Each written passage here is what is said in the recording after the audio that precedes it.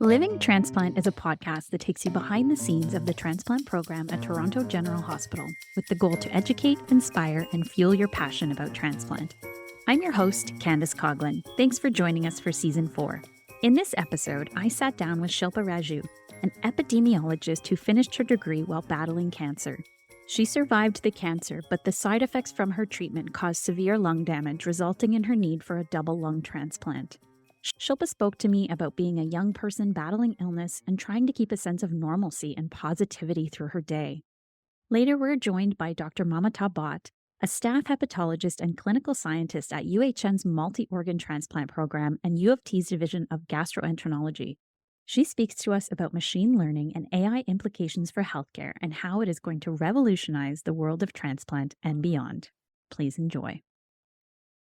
Welcome back to the Living Transplant podcast. I am so thrilled to have Shilpa with me today. Thank you so much for joining me. Thanks for having me, Candice. I'm really excited to have this conversation today. I'm wondering if you can tell our listeners a little bit about yourself. Okay, so my name is Shilpa Raju. I'm a double lung transplant recipient. I received my transplant about 10 and a half years ago. And in my non-patient life, I work as an epidemiologist. I work for public health, and I've been doing this for 15 years now, probably.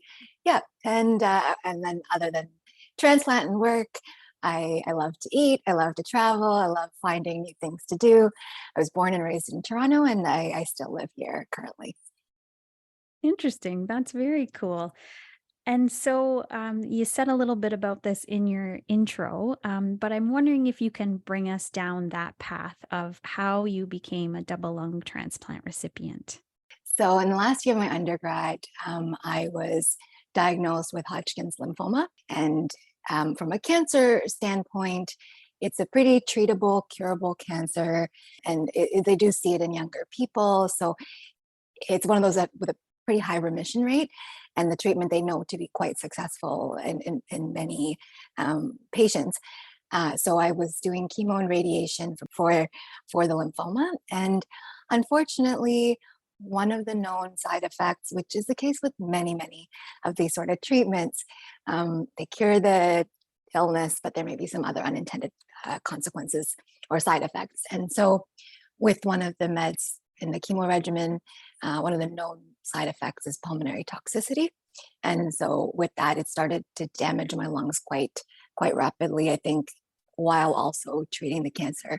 And I started to notice this first because I used to sing as well as dance, and I noticed, I was getting much more out of breath as the treatment was progressing, and they recognized, okay, it might be due to this medication. So they were able to pull it sort of toward the end of treatment, which may have slowed it down a little, but I also needed radiation just because of the stage and the progression of the cancer when it was first diagnosed. And so I think between the chemo and the radiation treatment, my lungs went through quite a bit of scarring, which may have been more than what they would have normally expected. And so over time, my lung function had dropped quite significantly. Like by the end of even just the chemo and radiation, I was already down to about 25% of normal lung function. And so for the number of years kind of following, it was just sort of trying to maintain. But eventually 2-3 years, actually, probably 3 years out from when I finished treatment, it got to the point where, okay, I'm like exhausted doing any activities of, daily living. I can't walk from like kitchen to bathroom or bedroom to bathroom without just being very short of breath. And at that point, the physicians that I was seeing here at Toronto General suggested, maybe I should be using oxygen to help feel less short of breath when I'm doing, basic things. And then over at that point also, it's kind of like, okay, well, maybe this is also a good time to start discussing other alternatives, seeing the progression of the lung disease. Yeah, and so that's sort of when the discussion around transplant also started to move its way forward.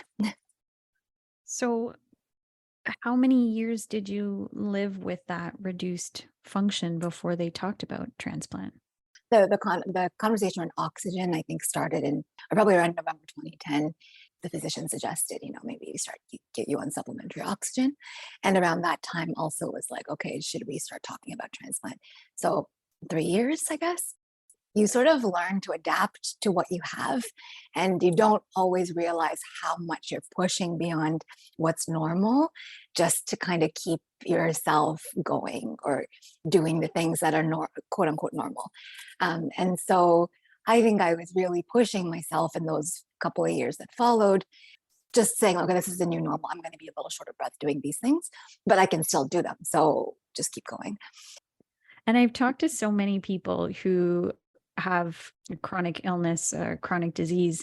And with that, like you said, with creating your new normal and just like pushing through because you have so many things that you want to do and you're busy and you're trying to achieve these things as a young person. Like when I was diagnosed, it was the end of my first semester of my last year of undergrad. So at that point, I was like, I am ready to start. Like, this is, when your life starts, at least when you're at that age, that's what it feels like. And just like, I have to finish this degree. And so that whole last semester, I was doing chemo and like sessions every 2 weeks and still finishing my courses.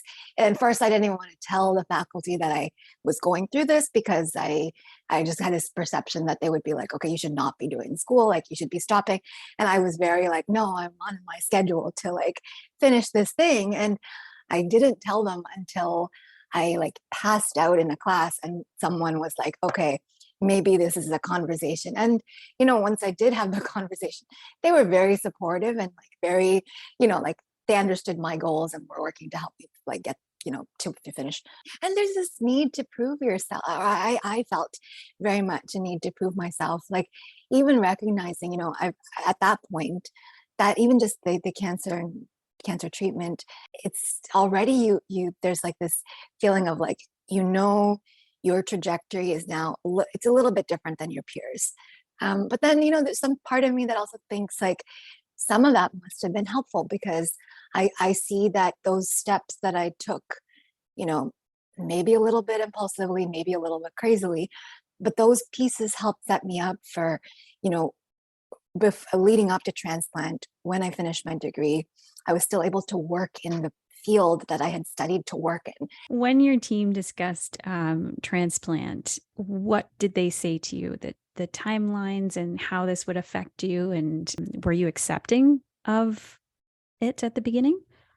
I think, honestly, after the cancer diagnosis, I remember being like, oh yeah, like there's this feeling of like, okay, I'm going to get through this. Like it's going to be fine. And it was, from one perspective. And then with transplant, I think there was a feeling of, okay, this is like a lot bigger. But at that point too, maybe what's different a little bit with the lung transplant, and probably for some of the other organs too, is like there is no alternative. Like at that point, when they're discussing this with you, when they're saying, hey, we should start assessing you, it's because they're looking out ahead and saying, you don't really have many other options. It's a bit different now. I'm seeing with kidneys, like, you can be on dialysis and that can prolong your wait. But with lungs, I think they're very careful about determining what time to list you. They want to minimize your risks and maximize the benefits in the frame of those risks too, because transplant itself, the surgery is a huge risk. All the pieces that come with the transplant, the immunosuppression, that doesn't come without its own bag of side effects and other life, things to potentially deal with, which I am dealing with now. And so, you see all of that, but then you also are confronted with, well, this is your last resort. Like it's either this or that's kind of the end of the road for you. And so I think once you sort of, with lungs anyway, when you sort of think about that, then it just like, well, this is what I have to do. So now how am I going to make this work? Like, what are the pieces I need to do to at least hope for the best outcome? And I think the lung transplant program at UHN, and the one really nice part about it is the difficult at the time, but really important part of the program is when you're listed for transplant, you also have to participate in a prehabilitation program. So you have to come into TGH 3 times a week. Now, I know this may have changed what that looks like depending on where you live and stuff now, but 10 years ago, you had to be close to the hospital. You had to be able to come in 3 times a week for exercise, to kind of just be able, nothing fancy, but more just to, maintain whatever function you are able to with your muscles, keep the strength that you have, because recognizing that the operation itself is going to be a huge toll on your body and that recovery is going to look so different for so many people. So that's like the very medical reason for being there. But what I hadn't anticipated was how important that was for building community with other patients. And the piece, when you're there 3 times a week with the same people who are also coming, you start to build out with each other. And then we started planning games nights once a month, or like outings. We would go to a movie theater to watch a movie, and there would be 5 of us with our oxygen tanks and walkers and our support people. And the feeling of this being something you're going through alone, kind of like it just sort of starts to like make that a little bit easier. Recognizing, I did have a lot of support from my friends and family, but it's still a very strange experience, right? Like being like, you still again feel that sense of different from your peers and different from everyone who's sort of in your community. I think that's where this community was kind of like another aspect of that. And so with that, and also my mom being working, it was hard for me to have that dedicated support person, because all this stuff unfortunately happens during work hours, which is really challenging. Also, I have sidebar on that as a patient, but like all these things assume that your whole life is consumed by being a patient. Everything is during like work hours, or 8 to 4. So your whole job is to be available at a moment's notice, or like on the schedule of the medical system. And it doesn't really leave a lot of room for patients to have normal lives outside of it, because you're constantly at the whim of whatever schedule exists. So that aside, because I had to have someone come with me to all these appointments and physio, and I couldn't have one person, my friends suggested an idea of having a Google Calendar. And like basically it was a rotating door of friends, and everyone just signed up when they could take an hour off of work, especially for the friends who work downtown. And it was a really great way of maintaining those close friendships that were mine outside of transplant world too, because they would come in. I would just be like, I can't really talk. I'm really tired. I need to do the thing, but tell me about your life. It didn't feel so, I think once I was listed, you're just kind of going through all the motions of daily life. I don't think I really had this feeling of like, when will my time come? I also had 4 false calls where I was called in, and the organs in the end ended up being good to transplant. So was it call number 5, call number 6? 5, sorry. Yeah, Call number yeah. 5. That was the actual call. And when you got that call 5, were you like, here's another dry Yeah, run? honestly, I Or was did you on think, a 3-way call with 2 of my best friends. We were just talking about other stuff. And then I was like, I saw one of the no caller ID on my phone like come through. I'm like, okay, that could be a hospital. So I remember going off and then getting back on the phone with them and being like, oh, just got a call, heading to the hospital. But like, by that point, it was just like, okay, it's probably not gonna go happen again. And got to the hospital. My sister came with me and fell asleep probably maybe after midnight. And I remember waking up to a man with a stretcher in the like the where you go to wait while you're waiting to hear whether the organs will go. And in the room, this man shows up with a stretcher, and he's like, "Okay, we're taking you down." And I was like, "Oh, what?" Because that's the first time it had been anything beyond the waiting in the call in the wait room. And so, yeah, then I told my sister, I'm like, okay, call mom, because now it looks like it's at least moving past this step. And then, yeah, we went down to the waiting, like the pre-op area. Yeah, I don't think it was much longer. And then someone came to take me in. I was like, I remember like looking at my mom and sister, like my mom looks terrified, just kind of like nervous. And I remember saying, okay, like, don't worry, like I'll be back. It's going to be fine. And I think I really believed going in, it was going to be uneventful, because the reason I needed the transplant wasn't what was typical for most younger people who tend to have cystic fibrosis. And I wasn't older. So like from an age perspective, I was like, I just can't, like, the thing that I have is just a lot of scar tissue. Like And hopefully being younger means that my recovery will be a little bit easier. And that's kind of what I naively thought going in. And then your journey post, how did the lung transplant impact your life? Yeah, so the first year was quite rough because again, like the operation ended up being a lot more challenging than they had expected. I think there was a lot of scar tissue. It took a lot more effort to get the lungs out. There was a lot of bleeding, and then also even just getting the new lungs in. I think size wise, they were big. I'm quite a petite person, and I think there were a lot of challenges just operationally as well. And then my body's response to it, the transplant, I think it just didn't handle it really, really well. Um, so at that point, I was just like getting up and like learning to walk again. I hadn't eaten in weeks, so like learning to swallow, being able to do that safely before you can start eating real food and not just through a tube. And and then another month in the hospital post the ICU, just to sort of recover, build back strength, be able to leave the hospital and be safe. And so that was quite challenging. And then, back out into the outside world, starting to get back into a routine. And another one of the complications with transplant and transplant medication, um, if your body is like, you need a certain level of immunosuppression to not reject the new organs.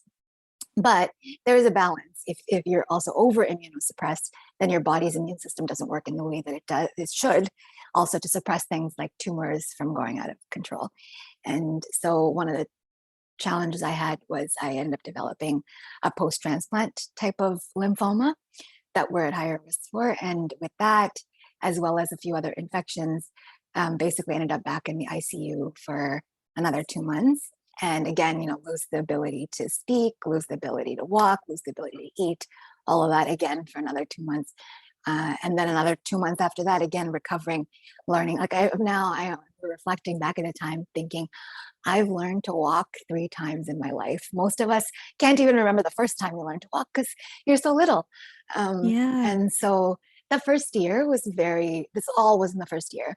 For like a number of years, probably about 8 years, I didn't have any challenges. Like I was not admitted. I barely got an infection. Like I was, back to normal life, back to working, back like in office, having a normal social life, traveling. What I didn't notice, I was starting to have difficulties breathing, and as that was progressing, I think we just assumed it was lung related because, again, I didn't have that much reserve. It could be rejection. It could be just, it may be inevitable. Like your transplant will start to fail at some point. And then it turned out through various series of events, we found it was actually my kidneys, and my kidneys had been really struggling, and had by this point become so damaged by like the side effect, I guess one side effect of maintaining those lungs, the anti-rejection medication. I was already at stage 4 kidney disease when they discovered it. And just as we were sort of processing, okay, that's where you're at. And at that time, based on my personal numbers, what they were saying was, it looks like, there's like a 20% chance in the next couple of years you're going to need dialysis or a transplant. But right now, you don't have that many symptoms. I guess once they gotten the blood pressure piece under control, you don't have any symptoms. So maybe, maybe it'll be a couple of years, maybe it'll be longer. But what we didn't know at the time, I developed another pneumonia that post-transplant patients are a little bit higher risk for. And unfortunately, the treatment for that particular infection is also highly nephrotoxic. And so whatever little function reserve I had left in the kidneys just kind of took a hit. And unfortunately, it was one of those like sacrifice the kidney to save the lung situations. And so I started on dialysis right away in hospital while I was admitted to treat the pneumonia. And then, since then, so this was March 2021. And I've been on dialysis since. I read an article where you spoke about your mom's journey as well.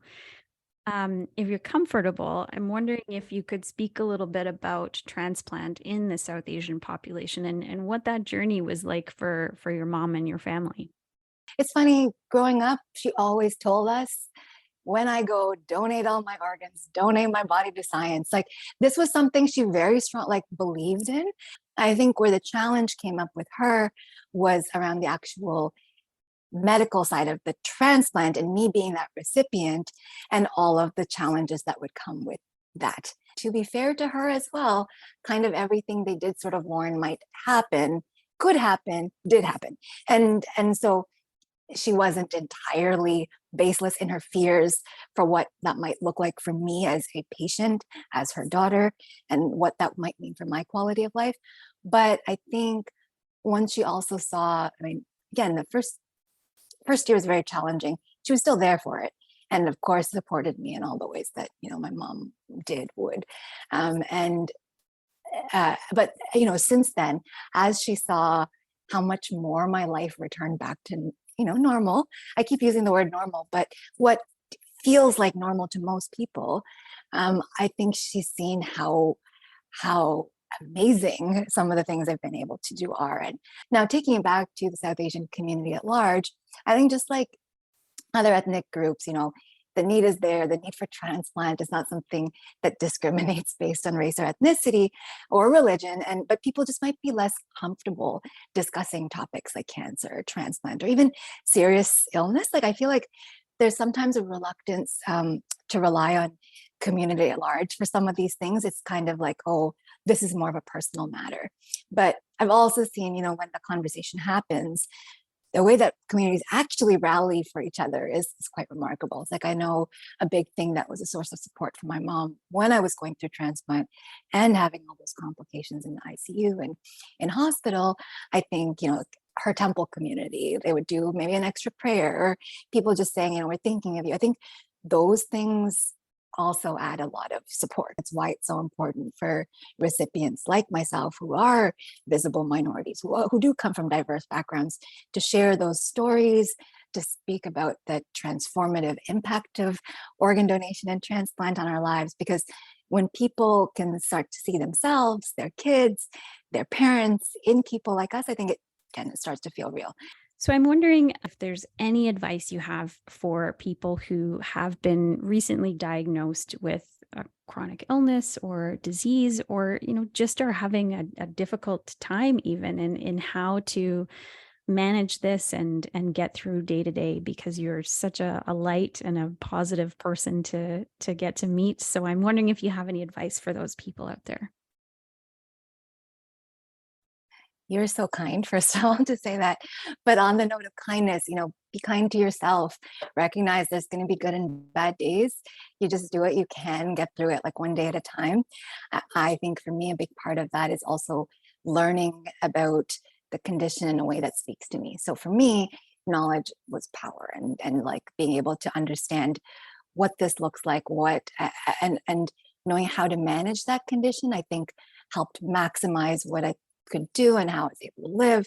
And then also within the context of some of those changes that are continuing to happen and some of the constraints. But I feel like being educated about it was empowering for me. And then recognize that also your journey is going to be different from, like, everyone's journey is going to be different. So don't compare. I think it's one thing to ask other patients about experience or tips with something to help understand what you're going through. But if it's different from what you're going through, that's okay too. So don't feel that pressure that, like, okay, it looks so different.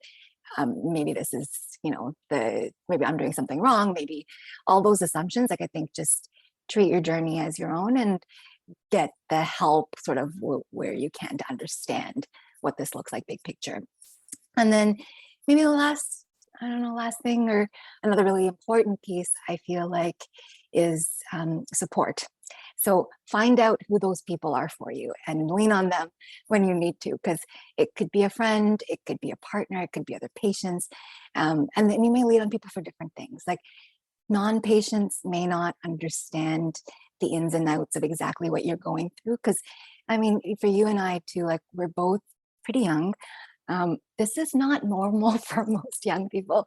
Most like new couples or even just like people finishing university are not sitting there thinking about, geez, how am I going to manage chemo this week? Or how am I going to manage through dialysis? I'm so tired, but I got to go into the office tomorrow anyway and make an appearance. Like these things are not normal. Or I'm going to go to my and friend's birthday party tonight. How do I yeah, tuck my hemo catheter my and my catheter. peritoneal Yeah. catheter into my Yep. outfit so they don't see I Yeah. have 2 tubes going to a party, right? Yeah. Exactly. Exactly. So it is now my pleasure to have Dr. Mamatha Bhat join us. She is a staff hepatologist and clinician scientist at UHN's multi-organ transplant program and U of T's Division of Gastroenterology. Thank you so much for joining us today. Well, thank you so much, Candice, for the invitation to join you today. It's really my pleasure to talk about AI and transplantation. Incredible. So before we get into that fascinating work that you're doing, I'm wondering if you could tell us a little bit about yourself and what led you to become a hepatologist and specifically in transplant. Yeah, so my interest in liver disease and liver physiology really started as a medical student. Additionally, I was fascinated by the complexity of the liver as our metabolic factory and how its roles are so complex that we don't have the ability to replace them with machines. So I just found the organ very fascinating. And then beyond that, I was really inspired in interacting with patients who had liver disease. And I also remember as a resident seeing the impact of liver transplantation in a patient who had end-stage liver disease. So I think all of those factors together, having inspiring mentors, interacting with patients who also were inspiring, led me towards this particular career pathway. Amazing.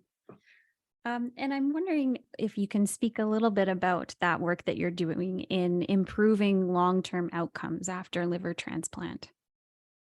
So if you look at the last 30 years, we've had significant improvements in 1 year survival. So from 65% to 95% 1 year survival.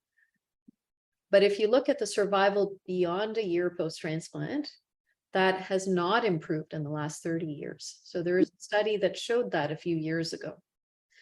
And data like that, or studies like that, inspired me to, and also my own experience seeing patients who were developing these complications after transplant, inspired me to try to optimize outcomes. And not just by looking at clinical and laboratory data that we were collecting, but also understanding what are the mechanisms, like what are the genes, what are the pathways that are affected, and how can we optimally treat patients who have these complications so that they can enjoy their second life and enjoy the best possible lifespan after a transplant.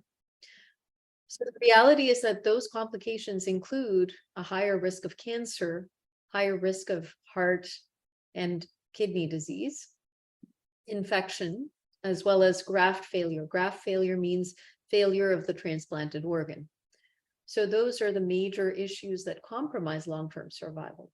And we don't have a good understanding of what exactly drives those complications in the long term. So how can we better understand those and then personalize the care of transplant recipients who develop these complications?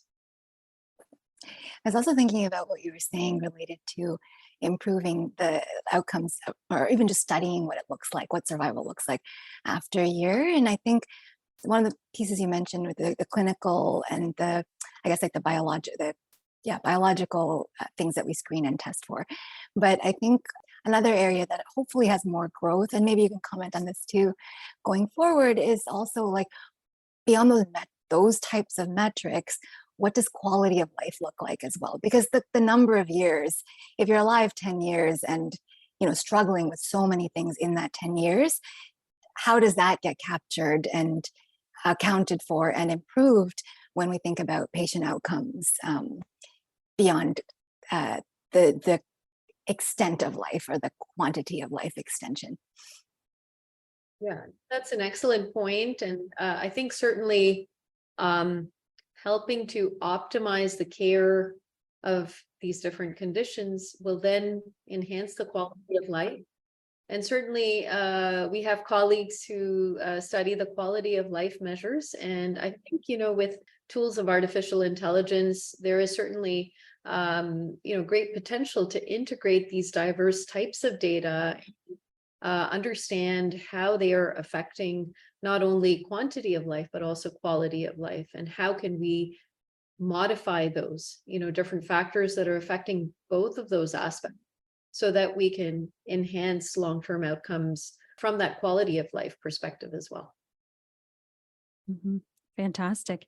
So you brought up that AI implication. I'm wondering if we can discuss a little bit about that machine learning and AI implications for healthcare that you've been working on. So artificial intelligence refers to various types of tools that can learn patterns and learn hidden interrelationships between different types of data to then personalize prediction of outcomes, personalize, diagnosis, treatment on the basis of all those different data points that a particular patient has in their history. And the very interesting thing about artificial intelligence applications in transplant, I think, is because transplant medicine is so complex. So we have so many different types of factors that will affect long-term survival or short-term survival. You also have applications and donor recipient matching, prioritization on the waiting list. There's certainly, different avenues for growth. And there are these different applications that I think are so complex that it is difficult, certainly for the human brain, to assimilate these hundreds of variables, these hundreds of data points over time to provide predictions. We have our own intuitive predictions, but I think that with machine learning tools, there's a great opportunity to decipher that complexity and leverage those longitudinal changes to obtain personalized predictions for a given patient. Now, I would say that to develop a machine learning model in transplant is not easy because there's so much complexity there. And it's very possible that, say, if you just trained an off-the-shelf machine learning tool, you might not be able to transfer whatever you learn from a large data set to your institutional data set. And then it's important to understand what are the factors that are causing this decreased performance in this particular data set, and how could I improve the performance of this algorithm? So in our case, in my team's case, we have actually developed new methods, so new machine learning methods designed for the specific liver transplant question. So this involves very active crosstalk with computer science professors. So to develop methods that are ideally, say, generated, keeping those, very unique clinical questions in mind. For example, we developed a model for improved prioritization of patients on the liver transplant waitlist in order to reduce the inequities on the waiting list. Because in the end, you not only want to help the physician personalize care for a given patient, but you also want our transplant recipients to feel empowered in their care. And I think right now, what we have is when we see transplant recipients in the clinic, we can give them a general idea that we think they might be at a higher risk of this or a higher risk of that. But we don't have, an exact estimation or an approximate estimation. Like we can't provide a probability, and we can't also give them, say, a concrete list of modifiable and non-modifiable risk factors that actually determine that probability of outcome. So if you could identify those predictors, which we can do actually with our algorithms, we can identify, so for this given individual, these are the risk factors. These are the weights of their risk factors in providing that prediction. And then, you can, as the physician, use that knowledge to help enhance and personalize the care of the patient in front of you. And all of that is basically, it is based on whatever was learned from that original data set of over 200,000 people, and then further tested on the UHN data set of over 4,000 liver transplant recipients. So we use that information to then generate new predictions. And when we think about that as a recipient, getting generalized care versus getting very specific care that is also like what you said, when there are factors that could be modified. If I was told, here are 4 things that you can change to have better outcomes with your transplant, you better believe I'm going home and making those changes tomorrow, right? So that's amazing to get to hear that would be such unique care for each person, and that this technology would be able to do this for us. Yeah.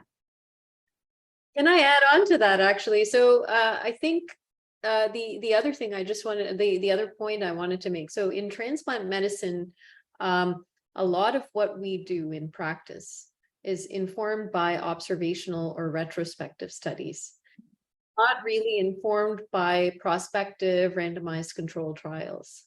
I think, moving forward, what we'd like to do is feed whatever data, say, regarding the interventions that have been made based on this algorithm's prediction and the list of modifiable risk factors. We have made these interventions or added these medications, and that data is fed back into the algorithm.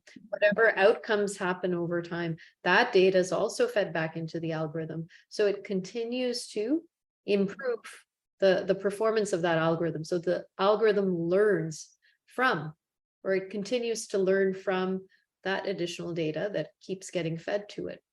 I think to Mamatha's point too, even some of these studies, all these things have been done at a population level, but you're always going to have patients who don't fit that algorithm. I mean, what's been found in a study or the generalized results of a study. And so you do have always some of these outlier patients, or even, I've heard so many times from doctors, if they have a side effect or something, it's like, well, it's not that it doesn't usually happen this way, and then it happens. Or I'm sure I'm not the only one, but point being, there's always going to be people who don't fit that quote unquote algorithm. And how do you account for some of that when you're treating, or how can you be flexible to incorporate some of that? Yes, this is a standard regimen of care, but if this patient is more sensitive to XYZ for whatever reason, because we've observed these patterns over time, then how do we modify their care without having to go through the do the thing and see that thing happen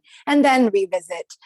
And you're absolutely right about that. So for the immunosuppression, the level of immunosuppression that best balances the graft's well-being versus the immunosuppression's side effects or systemic side effects, that's the best balance for a given patient. And that balance is different for each individual person. In order to understand that, say in liver or in kidney, you may have to perform a biopsy. You often do actually, to understand, should I be giving this person more immunosuppression or less immunosuppression? Because, for example, the liver enzymes don't tell us the full picture. Conversely, if it's someone who has a need for more immunosuppression, then you protect that graft. You optimize the survival of that graft for years to come by optimizing and personalizing that immunosuppression.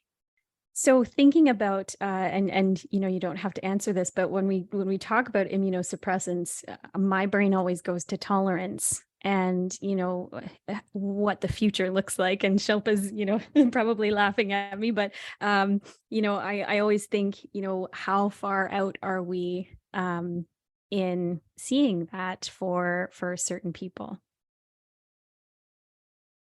Mm-hmm. Well, in liver transplant recipients, it is quite possible to achieve tolerance in a subset of recipients. So the liver is a very, immunologically tolerant organ. And I think that's the beauty of the liver, in that over time, there is that potential to even, say, wean people off of immunosuppression and reduce that risk of systemic or complications due to the anti-rejection medications.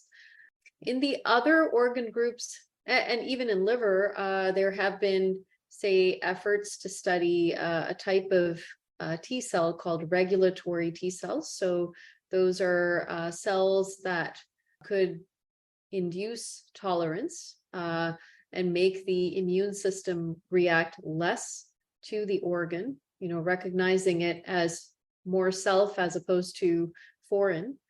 And I think there have been very interesting developments in this area. So I think I'm hopeful that over time, there will be at least that potential to reduce immunosuppression in kidney and lung and heart transplant recipients. Certainly, I think tolerance is a longer term objective in those organ groups because they certainly require much more immunosuppression.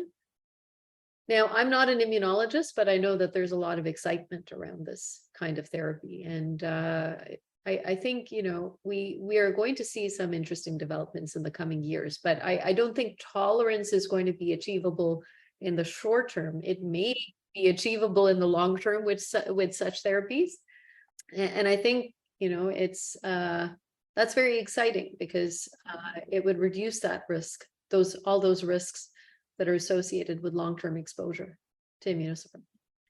So I'm wondering personally, you've talked a bit about your research, but you're very passionate about making this journey for us a better one and having long-term impacts on our lives.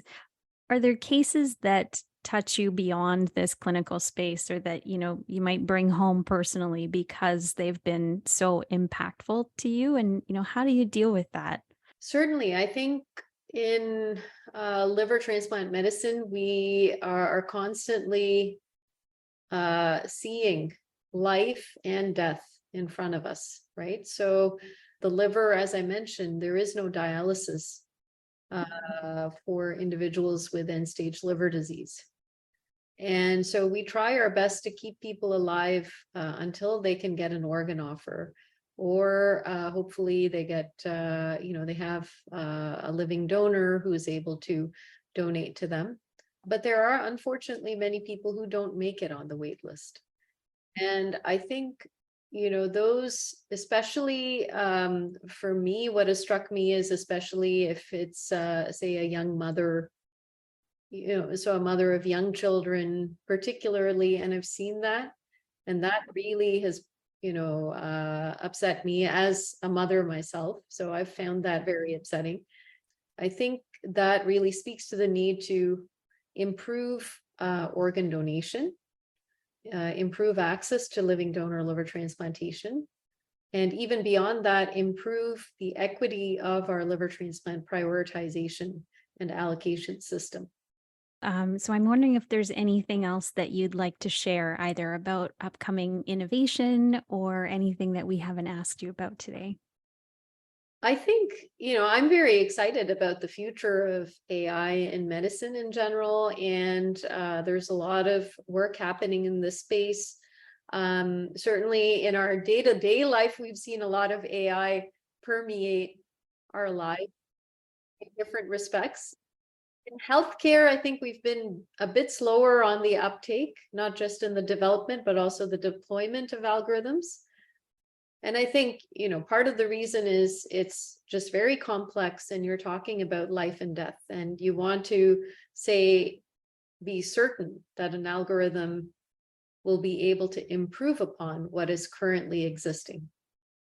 You don't want it to cause harm as opposed to, benefit. And so one needs to establish that benefit and then establish that trust among physicians and patients. Now that involves education and also, providing interpretability to these algorithms or interpretability to these models so that people understand why is it that it's predicting this increased risk or decreased risk. And I think that trust is essential to establish beyond the development of the algorithms, that trust, and then facilitating the deployment is really, very exciting to me, that we're able to do this at the Ajmera Transplant Center, that we will be, leading the way in this space, really worldwide in terms of actually practically deploying these algorithms. Thank you so much for joining us today on the podcast, Dr. Bhat. We're so incredibly grateful. And like you said, the work that you're doing is exciting and it's fascinating. So we will definitely be, keeping in touch with this amazing research. And we'll put links in our show notes as well if people are interested in reading about the research that you're doing. But thank you so much for everything you do. We're very grateful. Well, thank you so much for the invitation, Candice, and thanks, Shilpa, for providing those wonderful perspectives. Really appreciated your expert input as an epidemiologist. Yes. And with lived experience. Yes, I was going to say, exactly. as an epidemiologist with lived experience. Yes.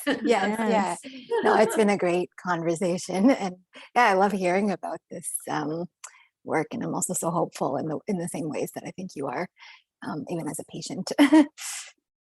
Yes. And thank you so much, Shilpa, for joining us today and sharing your journey and your experience. It's so powerful. And we're very grateful for all of the work that you do as well with volunteer work and your day-to-day life. So thank you so much for joining us. Thanks for having me once again. Thank you so much. We hope you enjoyed this episode of the Living Transplant podcast. If you did, please leave us a review and share with your friends. Don't forget to subscribe to Living Transplant wherever you are listening today. If you have any ideas for podcast episodes, you can reach out to us at livingorgandonation@uhn.ca or on social at GiveLifeUHN. For more information about living organ donation, you can visit us at www.livingorgandonation.ca. Special thanks to Lead Podcasting for editing this episode and for production support. Thanks to Paula Neves, our advisor to the show. I'm your host, Candice Coghlan. Thanks for spending your time with us.